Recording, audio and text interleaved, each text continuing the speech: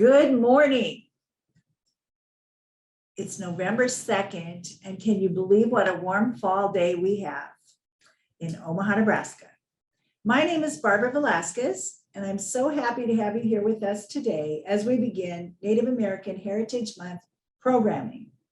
As the college's fall term is nearing its end on November 21st, I hope you can set aside time to engage with us for rich and powerful programming over the next 2 weeks. Your microphones and chat with other audience members are turned off. Please send your messages or questions for the speaker through the chat function to moderator Barbara Velasquez. Watch the chat for a link to an online evaluation. Those who participate in 20 sessions over the academic year and complete the evaluation with contact information will be recognized. The White House's 2022 proclamation on National Native American Heritage Month states, in part, during National Native American Heritage Month, we celebrate Indigenous peoples past and present and rededicate ourselves to honoring tribal sovereignty, promoting tribal self-determination, and upholding the United States solemn trust and treaty responsibilities to tribal nations. The proclamation says America has not always delivered, and I feel more comfortable just saying America has not delivered on its promise of equal dignity and respect for Native Americans. For centuries, broken treaties, dispossession of ancestral lands, and policies of assimilation and termination sought to decimate Native populations and their ways of life. But despite this painful history, Indigenous peoples, their governments, and their communities have persevered and flourished. As teachers and scholars, scientists and doctors, writers and artists, business leaders and elected officials, heroes in uniform, and so much more, Native Americans have made immeasurable contributions to our country's progress. Today, we're going to watch a documentary with a marvelous discussion, I'm sure, led by CAROLYN FISCUS, who is a retired educator, member of the Winnebago tribe of Nebraska. And you just may have seen her on a billboard in Omaha with the title Big Mama. For all of you in the audience who can't wait to hear again from Big Mama, and for those of you who will have the pleasure of learning from her today, please welcome CAROLYN K. FISCUS, who will introduce the documentary and give you some advice about it on Boxers of Brule. Good morning, relatives. I'm honored to be here, and I'm so honored that Barb keeps asking me back, even though I sometimes can get kind of controversial, but I try not to be. I just try to be honest. So that's one of my faults, is honesty. I saw this video probably a year ago, and I don't even know why I ran across it. I think it says ESPN helped, produce it or direct it or whatever. And I probably ran across it on my dish, surfing the dish. But I watched it, and I was really struck by how I identified a lot with what was going on and the coach and those kind of things. Last year, I retired from UNO again for like about the fourth time, and I finished 52 years of teaching. I've been teaching school 52 years, and half of those years have been in Indian education. So I just kind of figured it out here. I was 10 years coaching on the Omaha reservation from in the 70s and 80s. And I can kind of identify with coaches, some of the challenges he met with some of the girls. And I can also identify with what the young women were going through, trying to be successful in the world of boxing. We just saw a little clip a little bit ago, and this young girl was real frustrated and just like wanted to quit. And her coach said, "Now, don't you quit. Now stay in here. You got to do this. You can do this." And I know when I first started coaching on the reservation in 1976, the biggest issue I had was helping the girls to believe they could shoot a basket or spike a volleyball or, whatever, run fast. Because they could. These young women were just incredible natural athletes. And, but, when you grow up in a boys' world of boys' sports is king and this and that, which is true on a lot of our reservations when it comes to like the basketball team and stuff. You probably all heard of the Bagel Boys, back in, what was it, the 80s, 90s, 94, whenever it was, they won the state tournament. And sometimes when that kind of thing is going on, the young women are left out. They're kind of like, oh, you girls are girls. Girls can't throw, they can't do this, they can't do that. But that was the biggest challenge for me, was to convince them that they could do whatever they wanted to if they worked hard at it, if they practiced enough. So that young girl was just she rolled her eyes. She was so frustrated. He was trying to show her how to punch correctly or whatever it was. And I recognized that look that I can't do this, or I'm not supposed to be able to do this kind of look. And so it was frustrating for the young girls, and they just want to give up. I'm just going to quit, they'd say, and I wouldn't let them quit. But it's hard to keep them involved too, because, what does it take to quit? Well, you just don't show up at practice anymore. And then we always had an issue in our coaching too of smoking. I'm death on smoking. I didn't let the girls smoke. Even if I caught them out in the community puffing on a cigarette, they were punished in practice. They had to run laps. One time I caught a whole bunch of them walking out of the store, and they had just taken a big puff, big drag on a cigarette. And I was looking at them, and I jumped in front of them, and oh man, their eyes got great big, and they were like, oh no. I said, are you guys smoking? And every one of them said no, and all the smoke came out. They were trying to hold it in. It was coming out their ear and everywhere.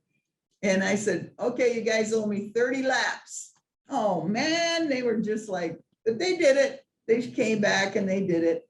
And, after a year of trying to get everybody to believe they could do it, we had pretty good teams back in those days. But that's the biggest challenge, because these young girls kind of, we as women, we're beat down in our society. You can imagine in a poverty society or a reservation society where the girl child is not always valued as much as the boy. And that's just the way it was. I went to Africa one time, and it was the same thing over there. The girl child and the education of the girl child they had just started to value that. And it was a hard thing. But once those girls got successful, you couldn't stop them. They would work out year round. The minute the gym opened, they'd be in there practicing, and, but to get to that point takes time and effort and dedication on the part of the community and the coach and the young women. But so I recognize through this whole video, the frustrations and the challenges. On top of that, you have the social issues of depression and suicide and pregnancy. That was another big one. I took the place of this coach. He wasn't too happy, this guy. He said, well, I'm going to tell you something. You aren't going to be any more successful at this than I am, because those girls will all be pregnant by 9th grade. That's what he told me. I said, you know what? You shut your mouth. You're not going to tell me that. I don't believe that. I said, if you believe that, that's on you. But so we worked a lot on self-esteem and being pride and taking care of yourself. It was hard because we had to overcome a lot of social challenges, but it can be done. Just takes time and dedication. And then you're a coach, but you're also a psychotherapist and counselor, and and then we have to work on the grades. Everybody has to have good grades. So it's a challenge to work with kids that are kind of beat down, I think. That's the way I look at it.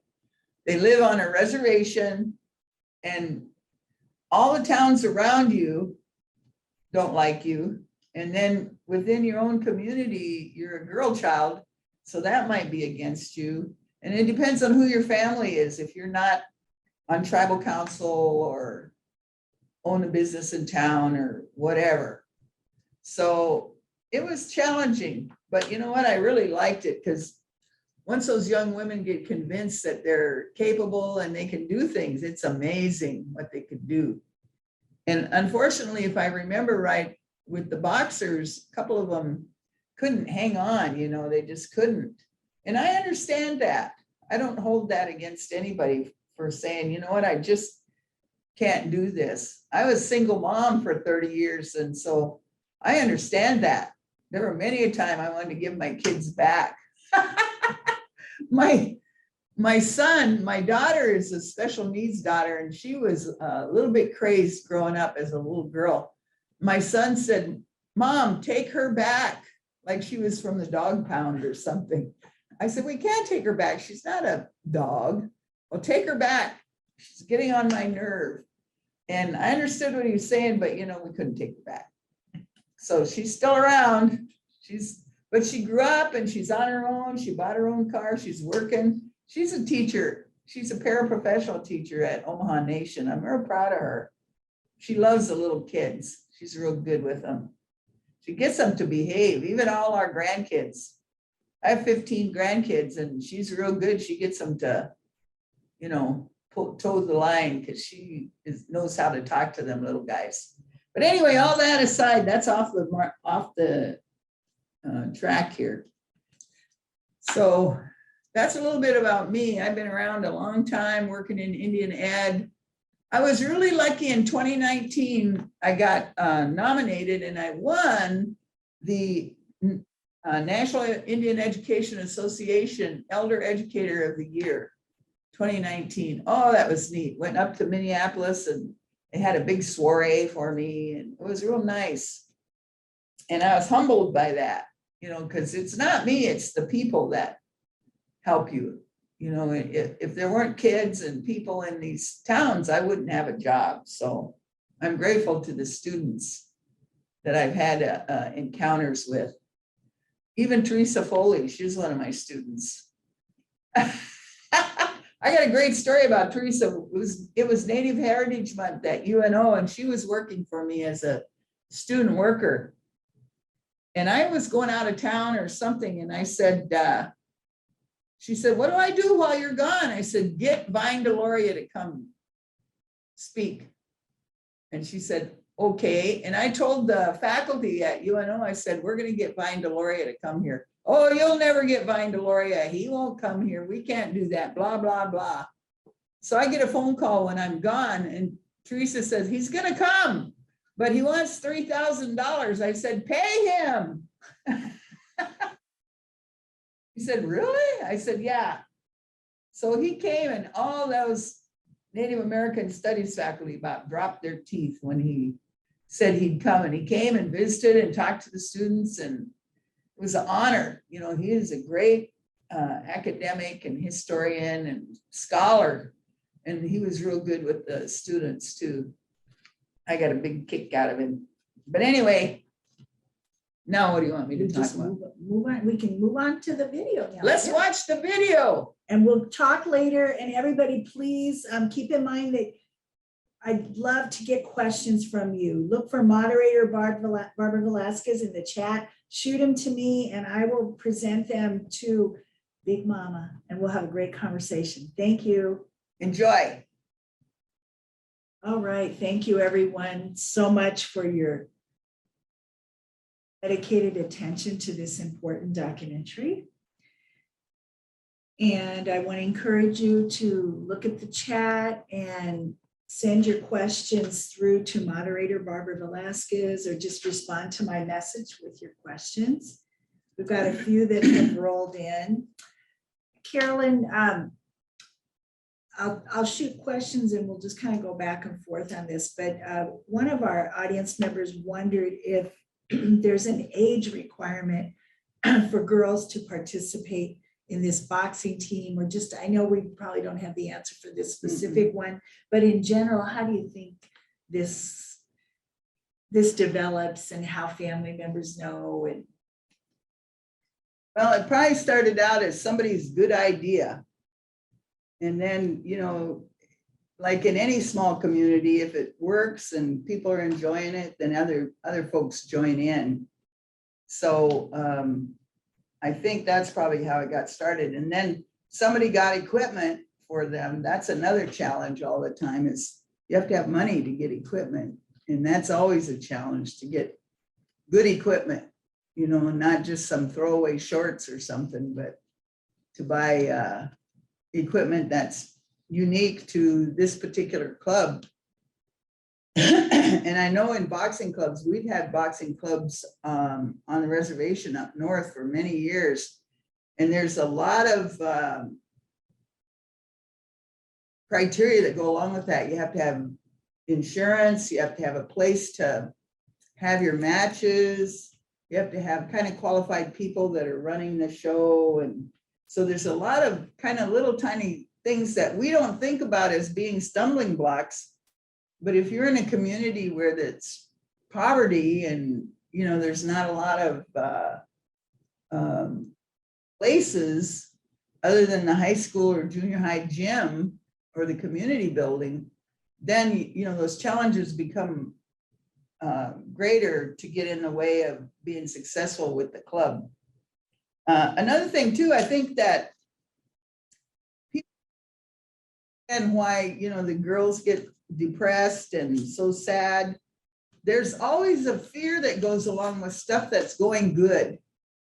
I don't know how to explain it, but when things are going real good, there's always kind of the dark shadow in the room that's like, oh yeah, well, that it won't last.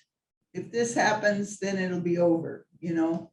And I think that's because of the historic trauma. Things have always, you know, been undermined or didn't work out or whatever. And it's hard for us on the outside sometimes to understand that feeling. It's a pervasive feeling of, well, it won't last. It won't, you know.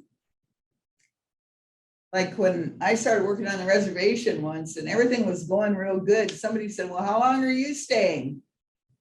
And I said, well, as long as it takes. And they're like, yeah, whatever, you'll move on. You know, those kinds of attitudes.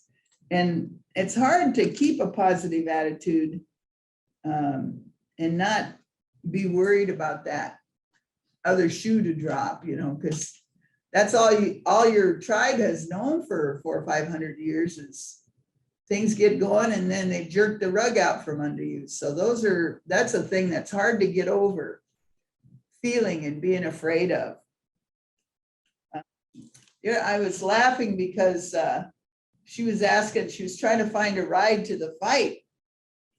And she said, does grandma have gas money? You know, most of us probably wouldn't even think of that, but that's huge. Or does anybody have a car even? When I started working on the reservation in 1976, there weren't very many people that had cars or telephones. So it was, you know, it was a different culture to enter into, to have, well, okay, you girls all report to Winnebago at 8 o'clock tonight. And, you know, that's 10 miles from Macy. Who has a car? Who's going to drive us there? You know, and the school going to provide a bus, or who's going to do that? You know, those are the kinds of things that we take for granted. But when you live in a situation where people are underserved and where it's poverty, that's a very real challenge to get a ride somewhere. Carolyn, I don't want to miss out on the opportunity that we found out about during this documentary, that we have an audience member who is from nearby where this was taking, with family members in the video. Her name's Kisha Ferris, and I think that our technician Joe is going to open Kisha's mic so that Carolyn can talk to her. Can you get that done for us, Joe? And Kisha, I hope you're still there. Does she even want to talk to me? She said it was okay. Oh, okay. I don't want to embarrass her. Hi. Oh, hi. Look at you. Beautiful lady. Thank you. Nice to meet you. Nice to meet you too. Yeah, so you're Carolyn? Right. And they call me Big Mama. I don't know if Okay, Big Mama. So you're from the Winnebago tribe. Winnebago. Okay. I'm familiar with the Winnebago area. My brother Keenan, he works at the school down there. Oh, okay. But yeah, so I know Miss Cheryl. I have her obituary right here. Oh, yeah. It's not wanting to zoom in real nice, but I was just reading it over, and I was just looking at all these. I don't know why it's not wanting to zoom in. I was looking at these are all her honorary barriers, and that's a whole page Wow. full of honorary barriers. And and then I didn't know her personally. I knew of her. Her and my brother Todd were close. They grew up boxing. My brother grew up boxing on the Crow Creek Sioux tribe. That's where I'm from. My grandmother's from that tribe. Yeah, I knew of her just as a boxer. I know in the first clips they were showing her, winning matches and stuff like that. So she was a talented boxer, and I'm sure it really hurt the community when she was gone, because she had kids, she had daughters, and only at the age of 26. That's pretty young. I know Shaionna. I didn't know that they were close or anything like that. But when you live in small reservations, you develop those strong bonds out with your family, and they developed a strong bond. And I'm so glad that she got to start a program for these young women, or not women, but girls down there. That's really neat, because Shaionna does have a good heart. I know her. She was one of my childhood friends. Her sister, I know her sister, her brother. Very, very good people. But yeah, so I think this whole thing is neat. I just found out about this morning. I was logging on to my homework, and it said Native American Heritage Month right there. I clicked on it, and I was like, oh, 10:30. I signed up, and I'm so glad I did. Lower Brule, such a pretty reservation, water, very, very beautiful. They live right by the water. And it's sad to say that, drugs did take her life. Meth, specifically meth, drugs and alcohol. And that's becoming a problem on the reservation. I just hope more programs can, come out of not, I don't want programs to come out of tragedies, but before it gets to that point, I hope that they can, I want to share this video too on my social media, because I've never heard of it. I'm sure there's a whole lot of people where I'm from never heard of it either. Let me throw out while you say that, Keisha. So Metro we pay for the right to show this one time, but the way you could see it again is if you're a Metro student, or you're some kind of staff or faculty at Metro, you can go through the library, because we have just tremendous support from them. And when we show a documentary like this, they also buy a perpetual screening license. So you have access to this. And if you wanted to show to somebody, you could connect, let's go sit down and watch this. If you don't have the Metro connection, it's my understanding that you could go to one of our libraries and they could help you watch it there. Okay. There may be other public ways to watch it, but I'm not aware of that. I know Carolyn might have seen it previously too. Will it show up on YouTube? I bet it's on YouTube. Yeah, I was gonna just maybe check on YouTube, but it's such Yeah. a video. It's so well done, like everything is so well done of it. Very, very wonderful video. My tribe has a real close connection with Crow Creek. You know, that's where they were going to move us from Wisconsin or from Minnesota. They were taking us on a riverboat up there in the dead of winter and to Crow Creek. And we got there and then we left. We ran away. So we got down to Nebraska. Wow, I never knew that. Yeah, Wow. and your reservation is so beautiful and it's so quiet. That's one thing I noticed when I was up there. I went up there where that river bends too, and it's just quiet there. You can't hear anything but, birds and a couple bugs and Yeah. the wind blowing through the grass. It's just beautiful up there. It's fascinating to me that this morning, Carolyn said to me, it's just so beautiful. And one of the first things you said, Keisha, was it's really beautiful too. So from our audience, we have, yes, it's on YouTube. I found it from one of our audience members. Oh, So it's on YouTube then. So you Keisha. guys can look for it there.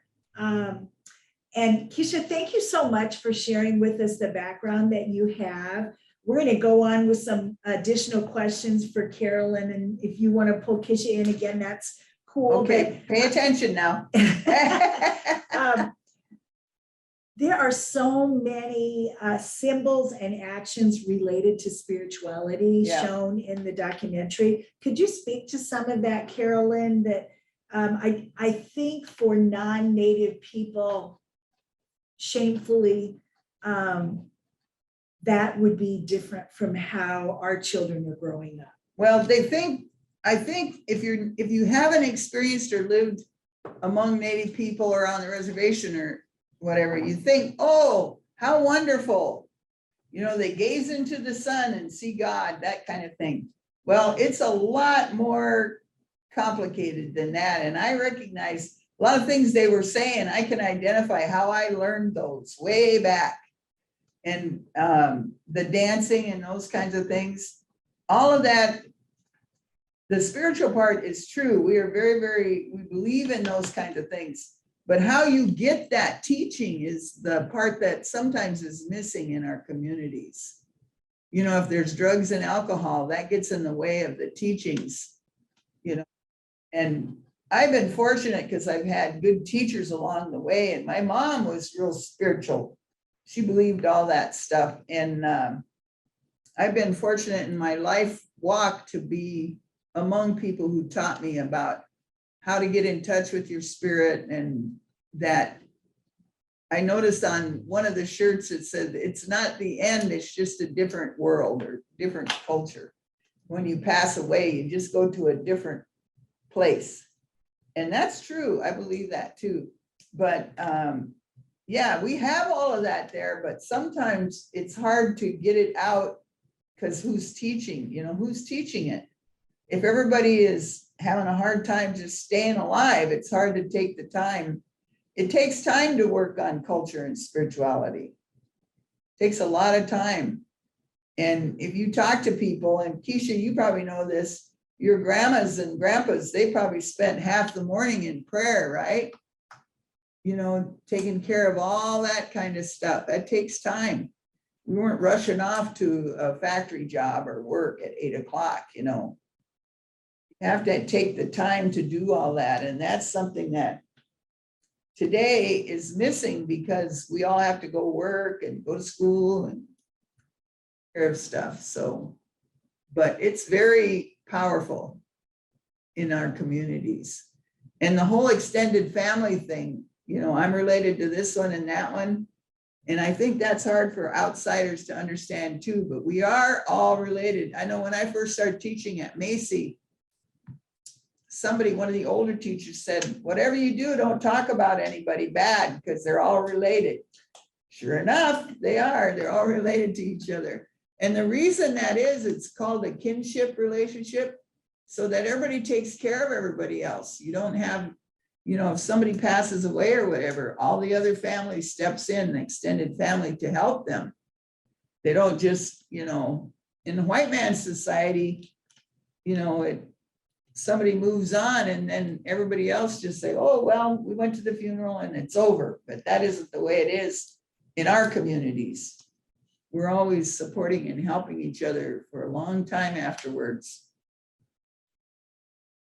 I belong to the Sundance Society in Vermillion, South Dakota. And every year we have memorial chairs for those people that have passed on. And we put a star quilt and a picture on that chair and we honor them during our ceremony. The ceremony is 4 days long. Well, actually it's 12 days long, but that's a different lesson.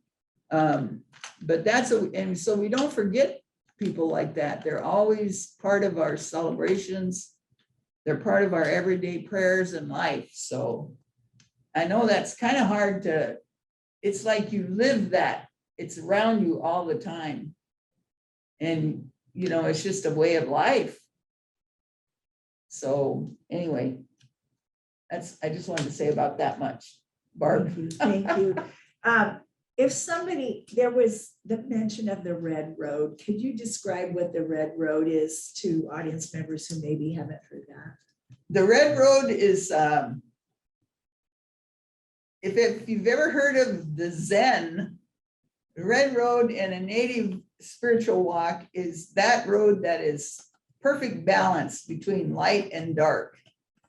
You know, the dark road is like Luke Skywalker's, come with me to the dark side. Well, we don't want to do that. We want to stay right in the middle.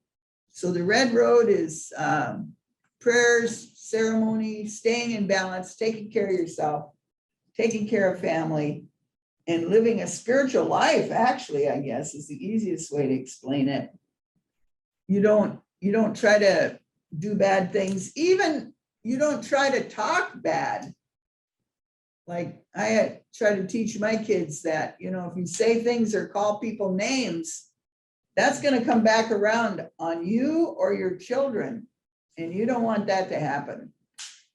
The indiscretionary things that we do comes back around on our family. So we have to stay in balance and humble and strong in spirit, prayers, and ceremony.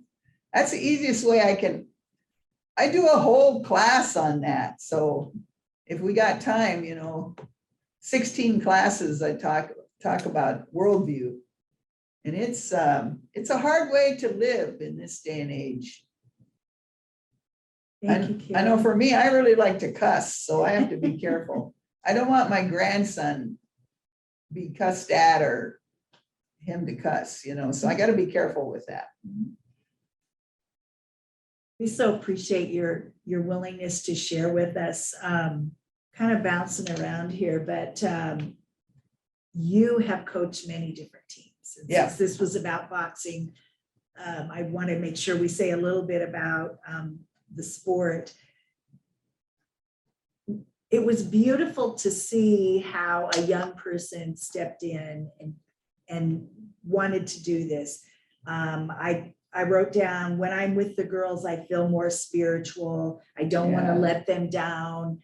Do you have experiences with athletes that you trained who took on roles to help younger community members? Do you have any memories of that? And how do you, as the lead coach, make that happen? Yeah. Well, yeah, I have. And actually, some of my athletes are now teaching and coaching. So, you know, I've been in the business a long time, and these young women are growing up and kids of their own. And if you encourage it and bring the little guys in, that's what I used to do. I used to bring my basketball team. I practiced the junior high and the high school together. And that worked real good, you know. Matter of fact, I shouldn't say this on Nebraska television, but I had girls playing varsity in 7th and 8th grade. And one time, and they got to be very, very good. We got to be a very good team. And one time a coach, I think at Beamer, said, are these girls ever going to graduate? You know, I've already been playing like 4 or 5 years. And I said, well, next year they'll be seniors. Oh man, it seems like they've been around forever. Well, they had been. And, you know, we used to be able to do that, but anymore, they're so strict with everything, you know. But that helps. And then and then I used to let the little girls come in and the little kids, the boys and girls both, and just shoot around and be with the team and run. And, you know, they like it until they get too tired and fall over, then they're okay.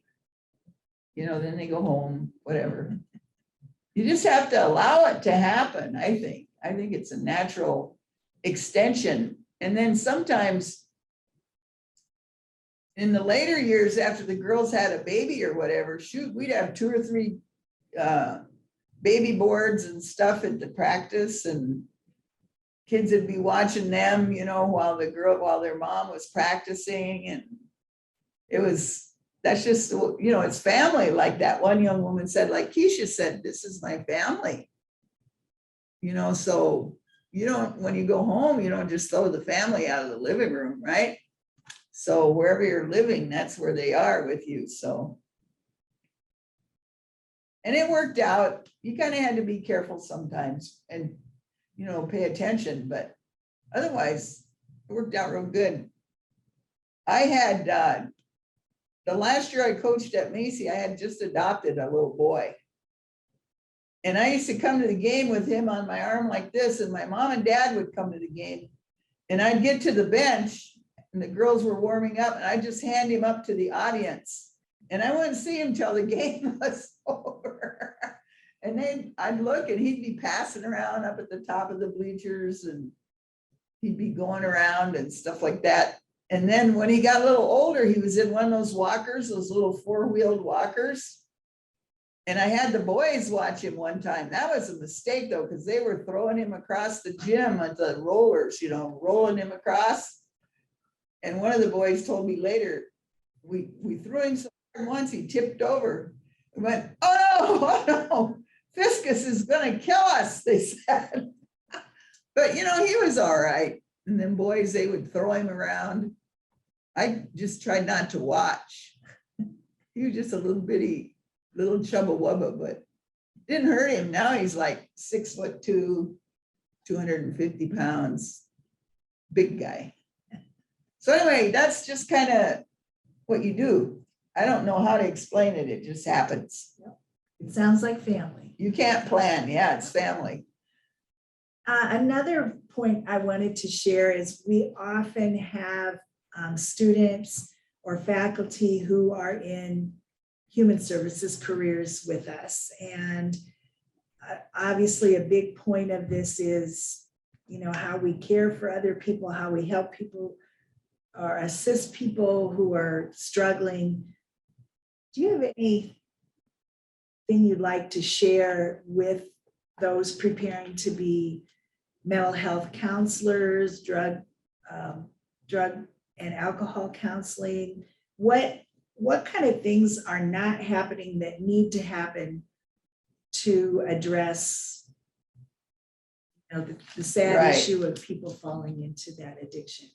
I think the biggest thing is our own people aren't becoming those counselors, and our communities are not practicing the red roadway or healthy behaviors. You know, that would help. The other thing is when an outsider comes into the community, you need to live among us for a while before you go around trying to fix everything, because that isn't going to work. I'm going to tell you that right now. You know, after 52 years, you have to live among the people and, you know, have dinner and coffee with them and babysit the kids once in a while to figure out what really needs to be done. It's complicated too.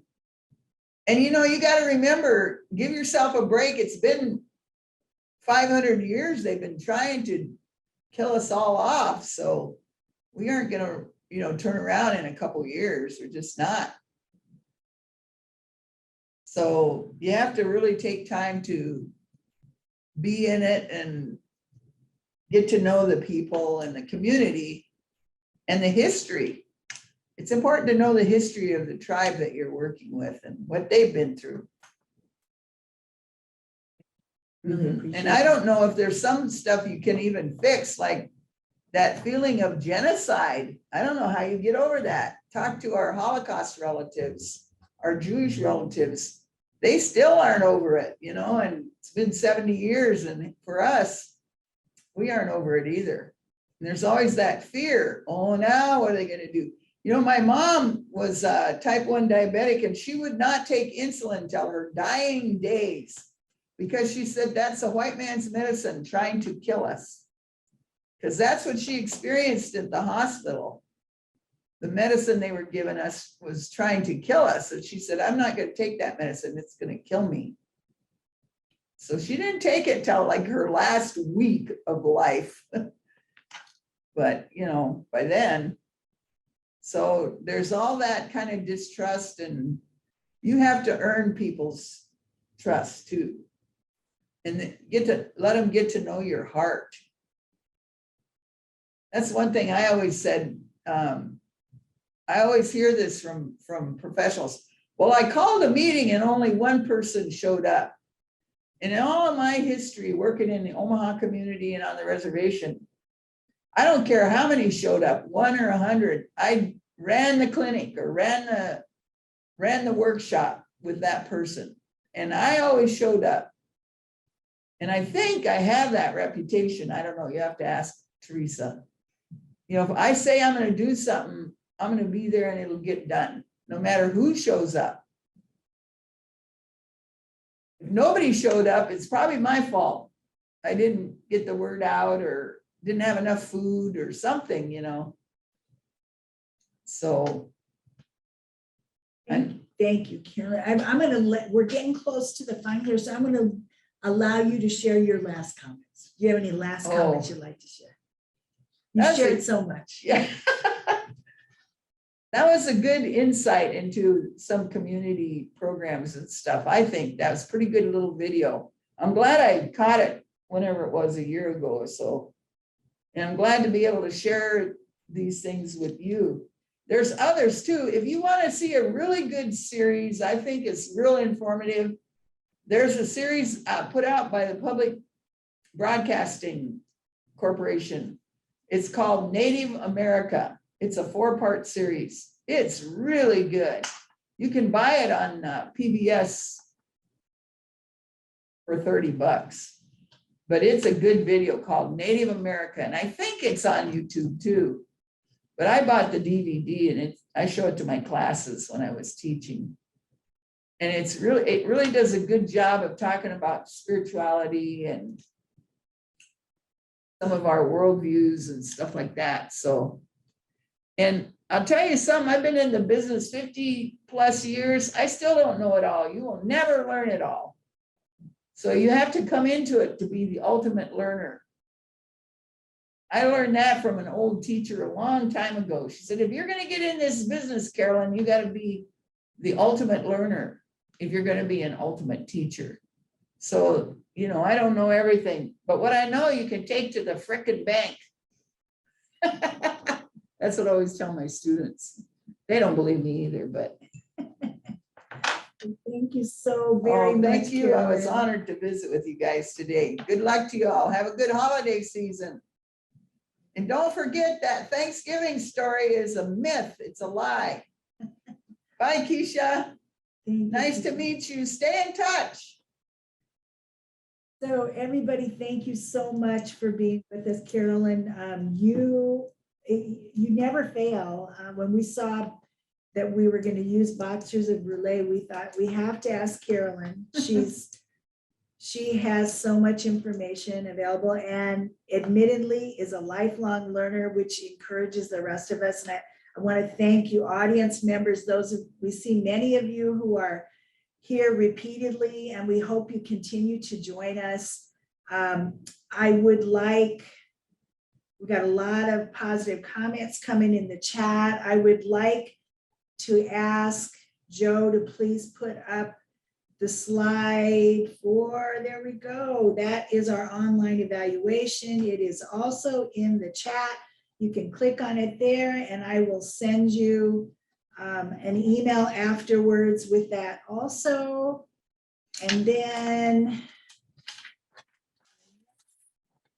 program, oops, I sent that to the wrong, I sent it. Bring up with to the yours. wrong Is this the next person. one? The next program for tomorrow, that'll also be sent out to you. And I want to thank our tech staff who gave us a new environment to try out today. So this has been a good experience, but tomorrow at 12:30 Central Daylight Time, you have the link also in the chat where you could register to hear from Zani Gorman, who is a historian and lecturer. She's the daughter of one of the original Navajo code talkers working on her dissertation related to Navajo code talkers, and therefore is going to have a ton of research that we probably haven't heard before. We can't wait to hear from her. She will speak for a full hour, and we will have Q&A. So hopefully we'll see you tomorrow, and thank you everybody for being with us. It was a good morning, a great start to Native American Heritage Month. All right, guys, have a good afternoon, and we'll see you Happy tomorrow. holidays. All right, take care. Bye-bye.